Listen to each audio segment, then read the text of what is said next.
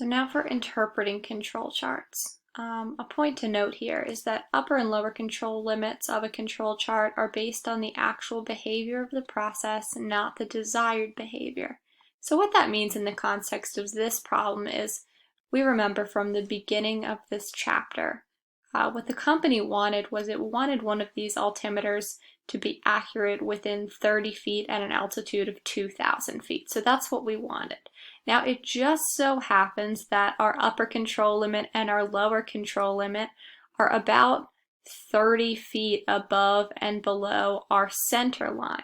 However, this just so happens. That does not have to do with the problem, and in a lot of cases, the issue with this method is that it doesn't exactly answer the question we sought out to answer in the first place. So this will give us some sort of measurement of it is statistically stable or it's not statistically stable, but this statistical stability is not dependent, again, on the desired behavior of the company. So a process is not statistically stable or out of statistical control if it fits one or more of the following criteria. Number one, if there is a pattern, trend, or cycle that is obviously not random. And just going back up to our run chart here, this is the kind of thing we're talking about. This is not random if it has this increasing variation, upward, downward trend, upward, downward shift, an exceptional value, and cyclical pattern. An exceptional value is actually covered in another one of our criteria. But this is what we're talking about when we mean there's a pattern that is obviously not random. All right. If there is at least 1 point above the upper control limit or at least 1 point below the control limit. So now we have this definite, is this a significantly higher low point if it is above or below these control limits. The run of 8 rule, there are at least 8 consecutive points all above or below the center line. So if this is a statistically stable process, well, what that means is that the probability of any given point being above or below the center line is 1/2. And let's just refresh our memory and probability here.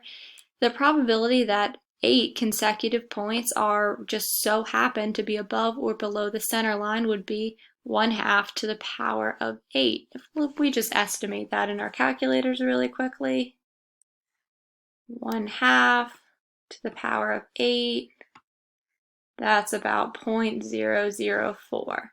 And so that is the probability that we will assume that there is some sort of statistical instability when in reality this is statistically stable. So very low probability of error.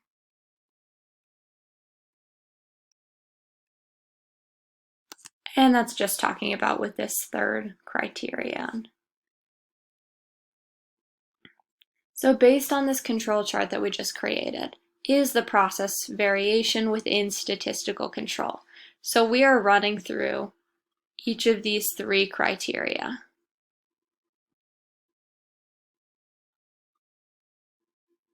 And if it meets at least one of these criteria for out of control, statistical stability, then, well, this is not statistically stable.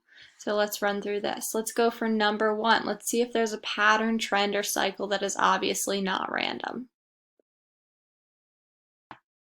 And here, we said it before, we see this increasing variation as we go from left to right. So that is already a violation of our first criteria and meets our first criterion for out of control.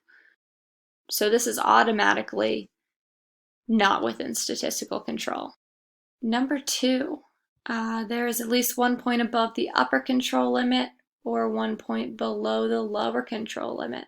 So we have no points below the lower control limit. We don't have a range of less than 0. However, we do have these 2 points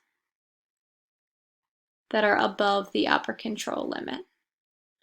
So we meet this out of control criteria.